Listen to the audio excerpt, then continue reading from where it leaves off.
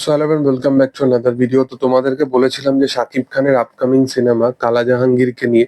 তো মূলত এই সিনেমার পাইরেসি রিলেটেড নিয়ে মানে যারা মেকার্স আছে তারা কিন্তু এখন থেকেই ভাবনা চিন্তা করছে।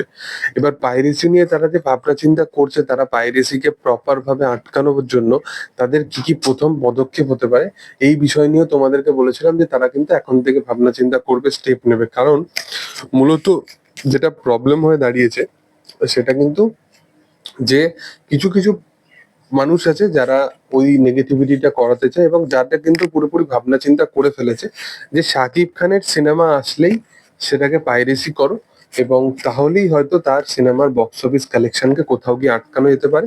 এছাড়া কোনোভাবেই আটকানো কিন্তু সম্ভব নয়। এবং এই ছবিটার ক্ষেত্রেও কিন্তু সেই জিনিসটা হতে পারে। এবং অনন্য মামুন এই বিষয়টাকে নিয়ে কিন্তু একটা দারুণ একটা স্টেটমেন্ট রেখেছেন।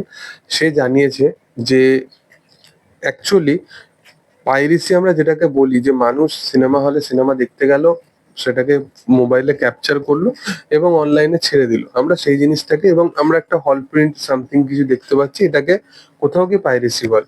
বাট বরবাদের ক্ষেত্রে এবং তাণ্ডবের ক্ষেত্রে যে জিনিসটা হয়েছে, আমরা দেখেছি যে এইচডি প্রিন্ট ভাইরাল হয়ে যেতে। তো এইচডি প্রিন্ট যদি একটা ছবির ভাইরাল হয়ে যায়, তাহলে সেটার পিছনে ব্যাপার অন্য কিছু থাকতে পারে, শুধু পাইরেসি নয়। তো সেইটার দরুন এই ছবির প্রযোজক যেহেতু নতুন একজন প্রযোজক, বাট তার পদক্ষেপ খুবই একদমই মানে ভালো। তো সে স্বরাষ্ট্রমন্ত্রী, বাংলাদেশের যিনি স্বরাষ্ট্রমন্ত্রী আছে তার সাথে গিয়ে দেখা করে এসেছেন এবং সেখানে দেখা করে সে সমস্ত কিছু ডিসকাশন করেছেন এই পুরোপুরি ম্যাটারটাকে নিয়ে, যে তাদের সিনেমা এইভাবে পাইরেসি এই মুহূর্তে বাংলাদেশে হচ্ছে এবং পুরোপুরি যেন কড়া পদক্ষেপ নেওয়া হয় এবং পুরোপুরি স্ট্রিক্টফুলি এই জিনিসের উপর তারা চর্চা করেছে। দেখার যে সেটার উপরে কোনো কনক্লুশনে তারা পৌঁছায় কিনা। তবে এই যে পদক্ষেপটা নিয়েছে এটাও একটা ইম্প্যাক্ট কিন্তু তাদের উপর ফেলতে পারে।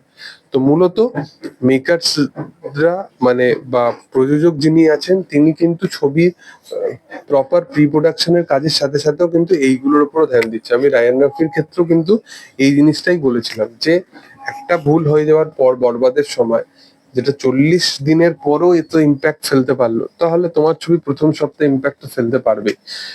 তো ঘন্টার পর ঘন্টা অ্যাভেলেবেল ছিল তাণ্ডব ইউটিউবে এবং লাখ লাখ মানুষ সেখানেই দেখে ফেলে। তো সেই কারণে একটা ইম্প্যাক্ট ফেলে বক্স অফিসে এবং যে কালেকশনটা ডিজার্ভ করতো সেইটা করেনি। আমি এটা বারংবার বলবো।